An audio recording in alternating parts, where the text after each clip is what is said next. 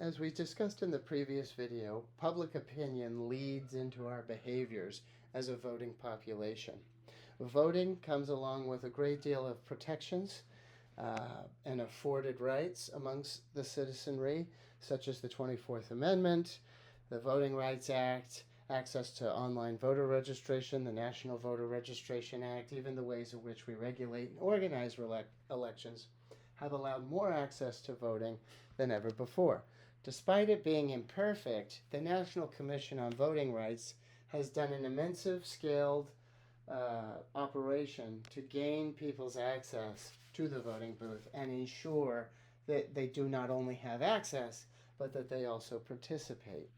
And we see this through the application process of voting.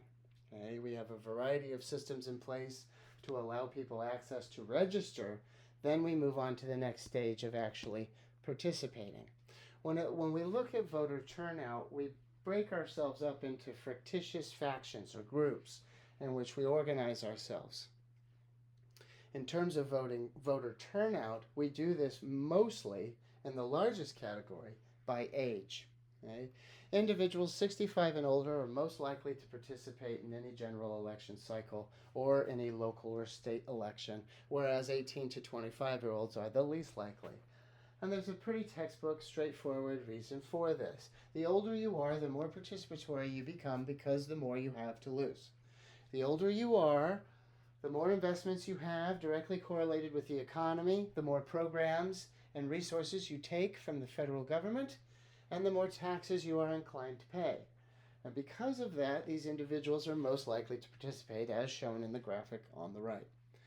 18 to 25-year-olds are less likely to participate for a variety of basic reasons. One, because of the new age of the 21st century, their attention spans are extremely limited. They're less active in politics or even understand how most government systems, organizations, and agencies even work. They move frequently. They are not necessarily always a part of the physical sphere of discussion. They are online or in social mediums. They are unlikely to be participating in certain types of programs or paying certain types of taxes. Thus, they will not be connected to certain elements of governance. And many of them consider government a distant concept. The they, right? They will decide. They said. And because of that, this group often gets discounted in terms of voting influence. When we look at voters as a whole and how we tabulate them, outside of our most elderly population that participates in voting, our overall voting as a country is quite low, right? We take a look at our overall total population of around 300 million people. The voting age, those that are accessible to voting by their age, drops down to around 230 million. Those who are voting eligible, meaning they don't have a felony, they don't live in a state that has laws that would give them some sort of restriction to access based on who they are, the experiences they've had, drops to around 220 million. Those who are actually registered, people who can go out and get a registration card right this moment, drops down to 150 million. And those who actually participated in even the most recent election drops down more from there. So it dwindles farther and farther as we get more specific on those that can actually participate and those who actually do. The number starts to become smaller and smaller. Now, why is that? We know that in some of our most recent high-profile elections, just shy of 60% of American citizens actually participated. And we got a variety of statistical feedback as to why that is. 1 in 5 Americans claim the simple phrase of being too busy. Now, what does that mean? It means that Americans are stressed out. A lot of them are in survival mode. They've got a car breaking down, rent is due, inflation's high. They're trying to get their kid to soccer practice, work 2 jobs, and make sure the dishes are done, right? They are simply overwhelmed. And because of that, they cannot keep track of local politics, when voting day is. Half of them don't even know who their elected representative is. Beyond that, we have roughly 10% of Americans who believe that infrastructure, transportation, and access challenges prevent them from voting. They can't take the day off of work and lose that income. They can't get access to a bus line that takes them to their voting hub. Their state may not offer early voting in the same way as neighboring region states or localities. Okay? We also have unique built-in challenges. Our election day is not a federal holiday. You do not get the day off, so you have to live everyday life in tandem with trying to participate in this civic goal. Participation is not mandated. Unlike other Western societies and other countries where you're actually mandated to go out there and participate, we do not do that.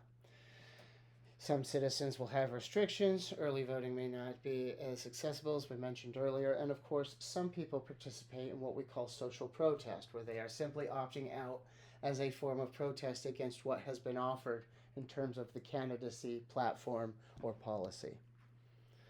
Because of that, we've shifted a lot of the ways in which we elect representation. We've moved into what we call non-political traits as a way and means of selecting our representation. We're leaving a lot of the statistical information behind and focusing on people's personality traits or their physical characteristics, such as their gender, their race, their class, where they come from, where they grew up, whether or not they share a mirrored lived experience as I do. Those are the ways in which people are deciding and making decisions for policy candidates or platforms. We call this single issue voting. People voting for Hillary Clinton simply because she's female. People voting for Biden simply because he is not Trump. People voting for Trump simply because he is a businessman and highly connected to economics. All of these are single issue voting.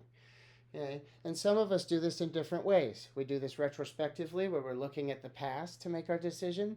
We do it through pocketbook voting, where everything's based on our individual household, finances, and experience. Or we're doing it prospectively, looking at how their behavior could impact my future. Are there dumb decisions that our presidential candidates or elected officials have made that may be highly impactful to me later on? Now, because of these changes in the way we have voted, there have become strategically important processes put in place in which we have created the allowance of career politicians, what we call incumbency, where the person who is in office stays there for an incredibly long period of time. We call that an incumbency advantage. The person who's in there will have a strong advantage over a newcomer because the way we make decisions is flawed.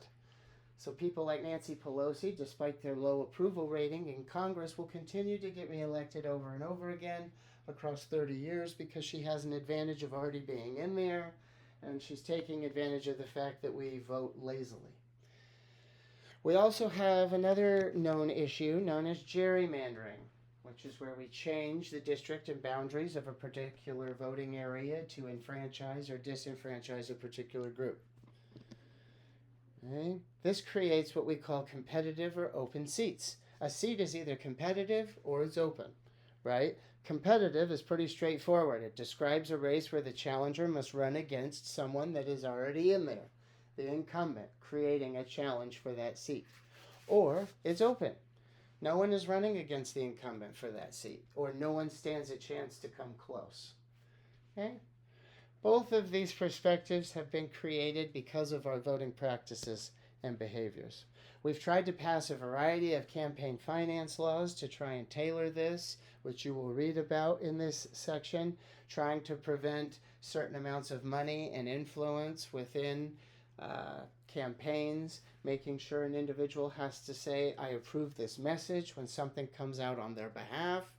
We have a Federal Election Commission where you report your funding, your practices, your procedures, and so on. All of this has been done since the Reconstruction era to try and prevent corruption, fraud, waste, and abuse within our election system and allow people direct access through the vote. We will see that change in 2003 with the McConnell versus the FEC decision, which we call Citizens United, right? This belief that private organizations like Amazon, Microsoft, Exxon, since they are not people, they do not have a voice, and so their First Amendment right also protects the way they spend their money. And so they are allowed to donate an unlimited amount of resources into elections through what we call super PACs, or political action committees, in which they can attempt to influence policy or influence the outcome of your vote.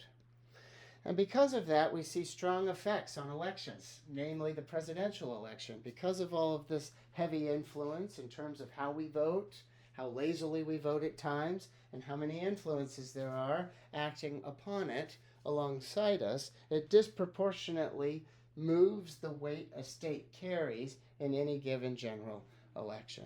And we'll discuss that as we get closer to the presidential unit. Now we move on to media, and that will be in the next video.